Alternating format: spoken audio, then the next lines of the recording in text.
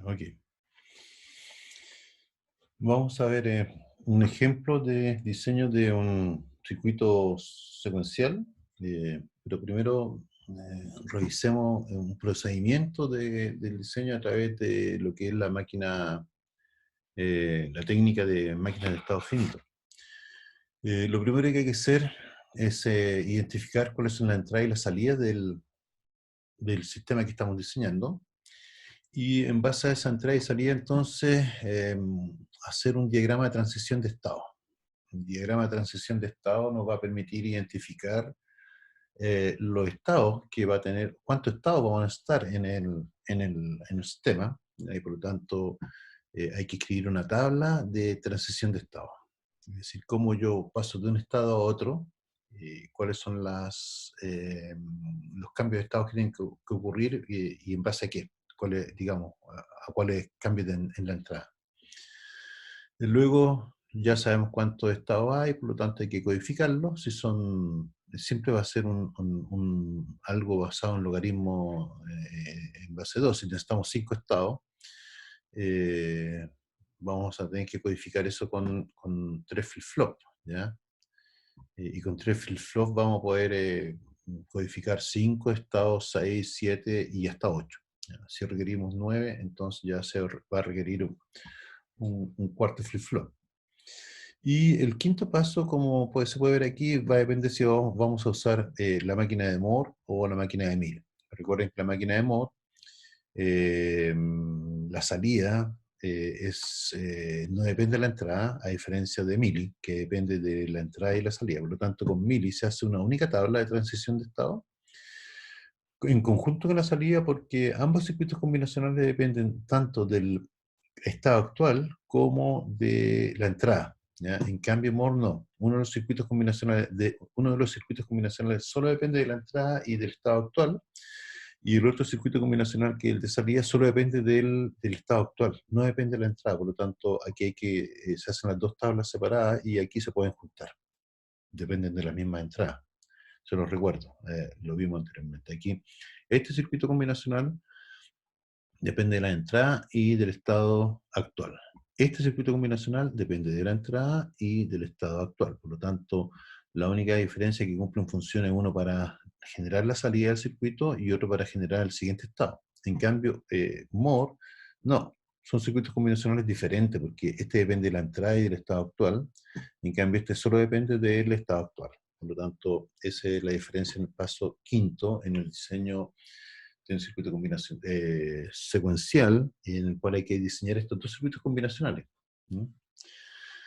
Luego, a través de esas máquinas de estado se puede escribir las ecuaciones booleanas del siguiente estado y de la lógica salida, ¿no? Dependiendo si es Milli o Moore.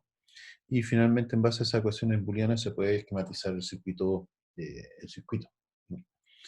Entonces, el ejemplo es bien entretenido. Es un semáforo, y el semáforo lo que hace es censar el flujo en TA, en esta Academic Avenue, y TV lo que hace es censar el flujo en la Bravado Boulevard, ¿ya? Por lo tanto, ambos sensores van a detectar tráfico, y TA van a ser perdón, LA y LB van a ser los semáforos. Por lo tanto, sabemos que si hay flujo en A, entonces LA va a estar en verde y LB va a estar en rojo.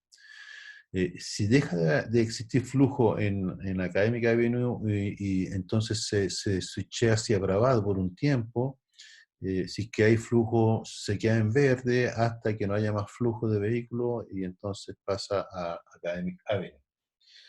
Bueno, como dijimos que se diseñaba esto, primero había que detectar cuáles son la entrada y la salida del circuito, identificar la entrada y la salida. Y aquí vemos que las entradas son los sensores TA y TP, que verifican los flujos en Academic Avenue y en Bravado Boulevard. Y como es un circuito secuencial, depende de un reloj. Partimos del estado inicial, por lo tanto tenemos un botón de reset ahí, una señal para partir de algún estado inicial.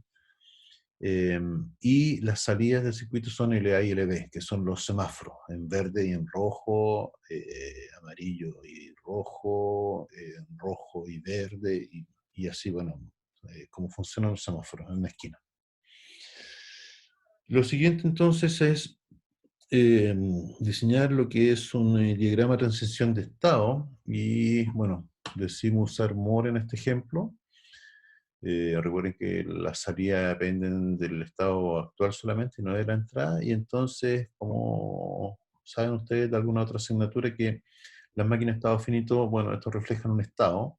Este vendría siendo el estado cero, en el cual las salidas están indicadas en el mismo estado, el LA está en verde y el B está en rojo, y las transiciones se representan con un arco. Así, cuando yo reseteo, parto de este estado inicial, y entonces eh, los estados que surgen de este problema es el siguiente. Me quedo en verde en el semáforo A mientras haya tráfico sensado por el sensor TA. ¿Ya? Por lo tanto, esto se queda, si el sensor se queda pegado o pasan siempre vehículos, esto está siempre en verde. Hasta de que el sensor no detecte más flujo, entonces va al estado 1, y el estado 1 es una transición intermedia que es por tiempo, 5 segundos de amarillo, sigue estando en rojo el B, y es el estado 1, y en 5 segundos entonces LA se pone en rojo y LB se coloca verde. Y esto va a estar en verde mientras haya flujo en TB. De la misma situación que ocurría en el estado C0, aquí nos podemos quedar pegados siempre, digamos, en verde mientras haya flujo en TV. Una vez que deje de haber flujo en TV, ¿ya? No TV, entonces vamos a este estado intermedio, el estado 3, en que el B está en verde, pasa a amarillo y luego a rojo, ¿ya? Para que LA pueda hacer la transición hacia el verde. Por lo tanto, estos son los 4 estados posibles en una esquina en la cual, bueno, hay 2 sensores que detectan flujo. Lo siguiente que hay que hacer en el diseño de procedimiento, en el procedimiento de diseño del un sistema secuencial, es entonces escribir la tabla de transición de los estados.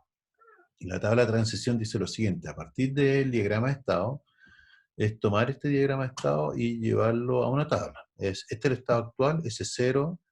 ¿Qué pasa cuando tenemos flujo no tenemos flujo en TA? Si no tenemos flujo en TA, vamos a S1, ¿ya? Luego, si estamos en S0 y estamos con flujo en A, entonces nos quedamos en S0, y así. Cuando estamos en S1, independiente de los sensores TA y TB, vamos a S2, ya que es lo que dice el diagrama de estado. Y estando en S2, bueno, mientras haya TB, nos queda, perdón, mientras no haya TB, o cuando no hay TB, vamos a S3. Y mientras haya flujo en TB, nos quedamos en S2. Y en S3 también, ahora por un tiempo de 5 segundos, quedamos en amarillo y nos vamos a S0. Por lo tanto, esa es la tabla de transición de estado, que en realidad lo que hace es dibujar en una tabla lo que está en el diagrama de estado. De ahí, lo que hacemos entonces es codificar la tabla, es decir, le colocamos a los 4 estados los códigos 00, 01, 10 y 11, de tal forma que nos permita codificar el estado actual,